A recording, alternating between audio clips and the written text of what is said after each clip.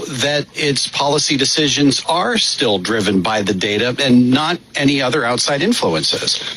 Well, I think it will be a tough one because first, the inflation data that we have seen in the last 2 months, well, the data has been very soft. Nonetheless, there are a lot of controversy over those inflation figures. In November, many people thought, it's just a shutdown. It's a fluke. In the CPI figures we got a couple weeks ago for December, it was again soft to the surprise of discovering how exercise and memory interface and what people can do to improve their memory and brain function generally. Yes. Maybe you could just step us through the basic elements of memory. Well, I like to say there are 4 things that make things memorable. Number 1 is novelty. If it's something new, the very first time we've seen something or experienced something, our brains are drawn to that. Our attentional systems draw us to that. And when you are paying attention to something, that's part of what makes things memorable.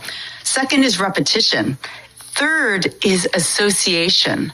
So if you, this is something that could help millions and millions of people, most importantly, our aging population.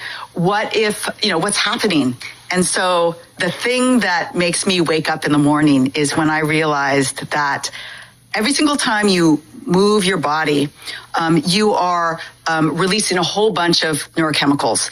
And some of them we've talked about, the good mood comes from dopamine and serotonin and noradrenaline.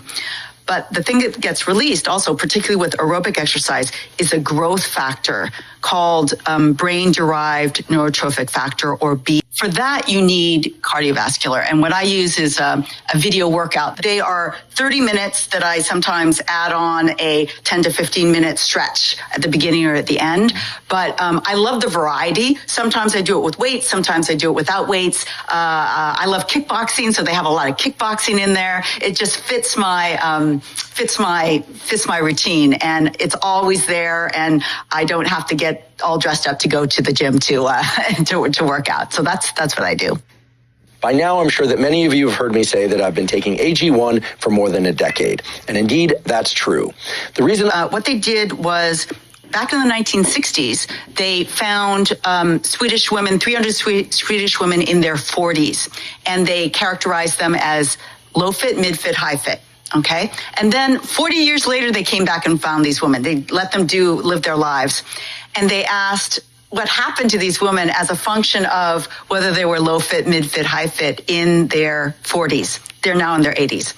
And what they found was that relative to the low fit or mid fit women, the women that were high fit gained 9 more years of good cognition later in life. Now, this is not a randomized controlled study. This is a correlational study. But does it agree with everything that we've been talking about today? Yes. Does it agree with this idea that, the women that were high fit were giving their brains this, have to start moving your body on a regular basis, 2 to 3 times a week. How long are those sessions again? 45 minutes. 45 minutes. Yeah, 45 minutes, warm up for 5 minutes and a cool down for 5 minutes. So it's really 35 minutes. 35 minutes of, they're really pushing you. Yeah. I'd like to take a quick break and acknowledge our sponsor, 8 Sleep.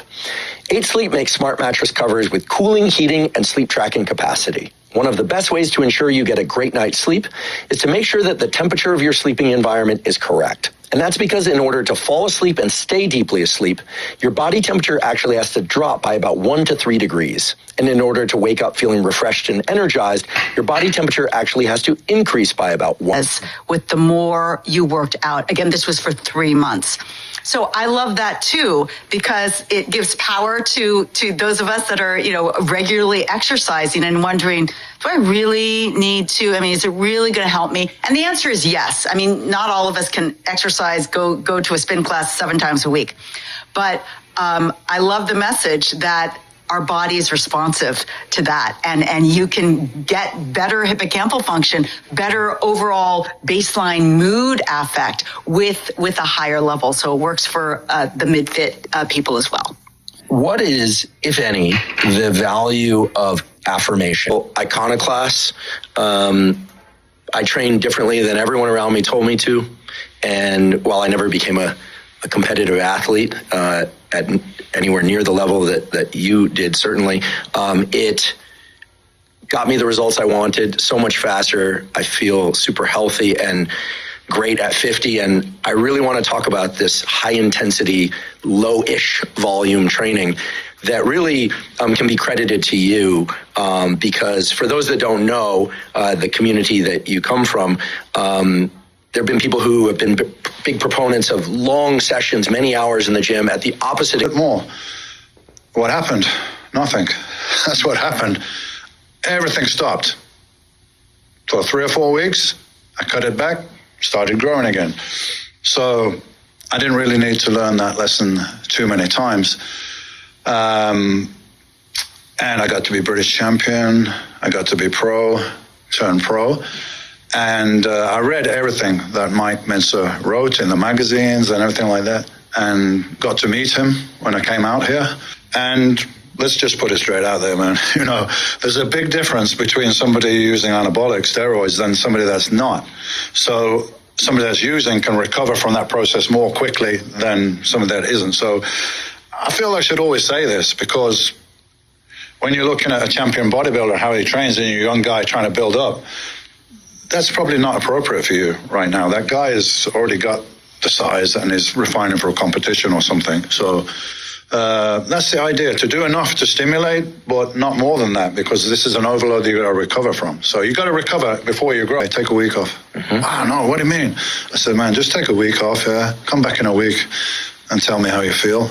And I came back and I was stronger. I was like, yeah, no shit, man. So because you've rested. Yeah. You let your body rest and rebuild. So that'll be a lesson to you. So if I could travel back in time, I wouldn't have called the movie Pumping Iron. I would have called it Stress and Adapt.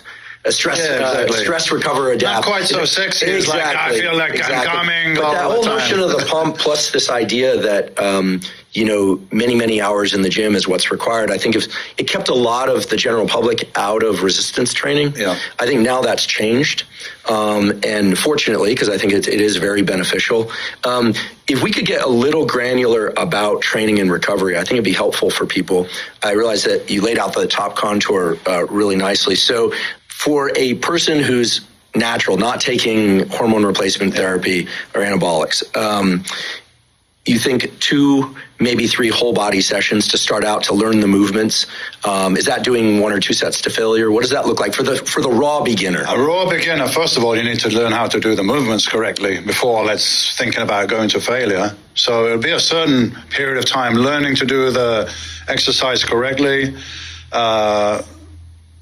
putting some kind of idea in their head of what's going on. What do the pecs do? Bring your arms down and across the body. What do your lats do? They bring your upper arm down and back. So you'd be amazed, like, even if you have to pro bodybuilder, some of them don't know, like, why they're doing what they're doing, what's the mechanics involved.